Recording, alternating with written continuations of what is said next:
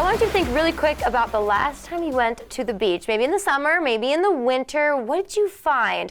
Was it a vertebrae? A spine, perhaps? One of these really cool looking shells? I know that's probably a reach. Most of us just find the cute little shells, but I want to introduce you to my new friend, Jennifer Sauer. Did I say that right? You did. Perfect, thank you. So, Jennifer, you collect, I'm going to call you a treasure hunter. Yep. A treasure collector, because look at all of this. This is all stuff you found on the beach. This is just a small sampling of gosh. what I've found. We would have needed probably 4 TJ Maxx bags to bring everything that I've collected. And this is just, the glass is over a period of time, but most of the larger whelk and some of the driftwood has been collected just since December alone. Wow. Over 200 whelk, maybe 400 scallops, a lot of fossil, the beach fossil there, sand dollars. I mean, I have so many numerous unique things that if it looked cool, I'm taking it home. I love that about you. I like that you just go spend time outside, and if you see it, you're like, I'm going to collect it. And I like that you said too, I mean, she was telling me before we got started, you have hundreds, thousands of certain pieces. You have a lot of stuff. Altogether, it's a lot of stuff. I mean, at least maybe 400 scallops, maybe more. I usually come home with a bag of them depending upon where I've been. I have a few more jars of the sea glass at home. I just kind of, brought some of the smaller ones rather than trying to lug a bunch of glass with me here. That makes sense. Just so you guys could see the different colors and the different shapes and like some of the stuff we have here. Just yeah, it's beautiful. These weird things. Yeah, we have some sea glass. I'll show you on the couch right now. I'll try to hold it up. So we have, I think this is the one you showed me. It's part of a Coca-Cola bottle, if you guys can't tell. This, I mean, this just has this looks like it says something Japan. Yeah, it's stamped, and I didn't know what it was, but maybe it's old. It looks like it's from Japan. It says something made in Japan, hand painted in Japan. I don't know, but you can tell it came really far. So I have to know before we get into more of this, how and why did you start combing the beach and collecting all these things? I've just always been infatuated with shells and the pretties that you can find. And I thought, well, if I go out and find 5 pieces of glass in my walk, that's 5 more than I had. There you go. And we remodeled in our home and condo and I wanted to make mirrors because I couldn't find anything that I liked in stores. Yeah. So I thought, well, if I start with just a piece of glass, I can put scallops and shells and coral and stuff like that around it. So that's what actually kind of got the ball rolling. And then the more I looked and the more I found, it just kind of spiraled out of control. Yes, I can tell. I wouldn't call it out of control. I think it's like organized chaos around here. It is. You have these beautiful jars. I mean, like these right here, for example. What did you call these earlier? That's fossil coral. It's so cool. Fossil coral, these scallop shells, they're beautiful. Oh my gosh. So you kind of work with other groups. I know you're from Ocean City. Yes. But you go to lots of different beaches and you work with different groups to kind of show what you found. Yeah, tell me about that. So I do comb the beaches. We lived in Rehoboth for a short time while we were remodeling our condo in Ocean City. Okay. So I comb the beaches, Rehoboth, Cape Henlopen, and Gordon's Pond, Slaughter Beach, Dewey, all the way down through Middlesex, South Bethany, and all that.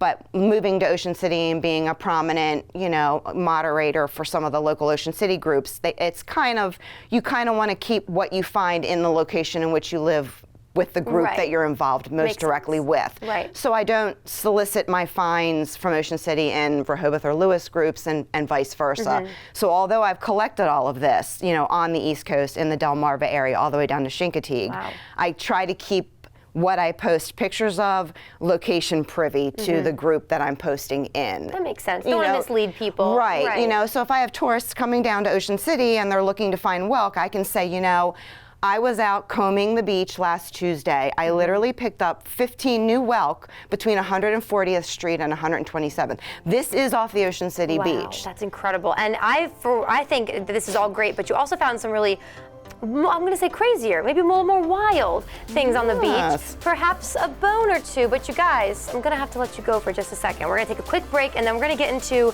this rib. Yeah, you don't want to miss that. We'll be right back.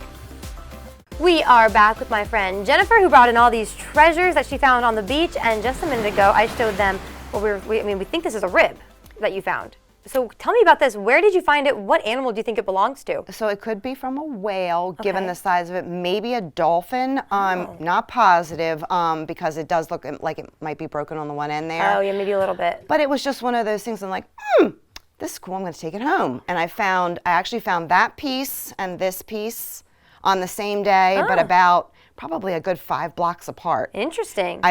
Obviously, I don't know what this is from. It looks like there's some debris or whatever still in it. It's just time hasn't look like printed some to sort clean of like a, is it like a, I don't even know what you would call that, vertebrae? Yeah, it looks like part of like a little vertebrae, maybe almost like something that could have connected to this at one point. And again, I don't know what this is from. Oh, that's so crazy. It's like weird. I'm like, oh, I'm holding a rib right now. You want to hold the vertebrae? Sure. This is wild. I actually found a dolphin's spine, and I reported that I found it. I couldn't lug it here. It's rather large, but that's probably the craziest thing that I've found. A whole spine. At least a good portion of it, about this big. Oh my gosh, yeah, that'd be a little... I did report it, so I was waiting for notification back as to whether or not they want it, or if I can keep it, because you are supposed to report them. I was going to ask, so for people who want to start beachcombing too, or maybe they find something, at what point do you have to report that you found bones or anything? From my understanding, if it's large, if it has flesh still attached to it, or of course, obviously, if it's still in a deceased carcass, you definitely want to report that and turn that in, as if you found any type of deceased sea life on the beach. For sure. Okay, interesting. And you've also found some past animals. You've also found some alive animals that you report as well. Tell us about this really cool. I didn't know you do this cooperative tagging program. Yes. Okay. Yeah. Tell us about that. So they tag horseshoe crabs, and they tag striped bass, and they tag Atlantic sturgeon. Okay. And in this little pamphlet, it shows you where you would find the tag. It's a white circular tag with like a little screw type plastic piece that it's not harmful to the animal, and it shows you where it's inserted. You find that if the animal is deceased, obviously, you can remove the tag and you report it to the Fish and Wildlife Service. They ask for the number off of it, and then when you do, it was horseshoe crab. The one I found was deceased. So I reported it, and they sent me this little certificate of participation. So cool. My guy was originally caught and tagged, and then released alive in 2005, and then unfortunately he passed away on the Ocean City beach. I found him on 130th Street, and I found him 3/7/2024. So that's 19 years. Oh my gosh. They can live to be up to 25. Wow. I never knew that about horseshoe crabs. I didn't either. Google was my friend that day. So I thought the certificate was pretty cool. They send you some other information about horseshoe crabs, shorebirds, a little love letter from the United States Department of Interior, and then probably my favorite. Yes. The little horseshoe crab. That's pin. Cute. A little pin that looks like a horseshoe crab. This little guy, I just think this is just the bee's knees. So you get some jewelry, for reporting it. Now, if you do find one of the friends alive, you should never remove the tag. Okay.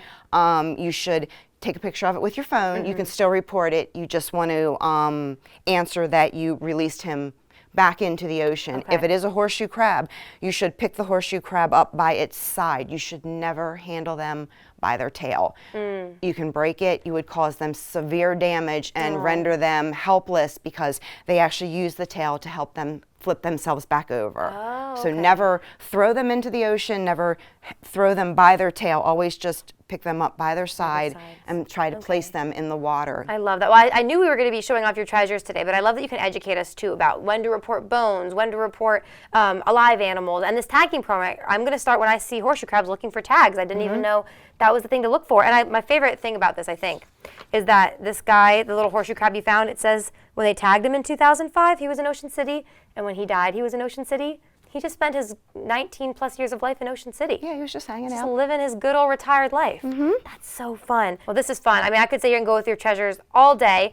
Is there a Facebook page people could follow to keep up with you, or any groups they could join to see what you're posting? Sure. Since I live in Ocean City, I mostly post in the Ocean City group. So there's an Ocean City group, and then there's the OC Coolest group, which is another great Ocean City based group where everybody who runs it, we're locals, and I participate in both of those groups equally. I take a lot of pictures. I like to just find beauty. you know, it's not for money, it's just for love and joy of where I live, and I share that with the people who can't get here every day like I can. That's incredible. Well, thank you for sharing this. Come back anytime and show us your latest find. I can't wait to find out what it is. Right now, though, guys, I know I'm sad too. We gotta let Jennifer go. You guys will be right back with more Coast Life, so stick around.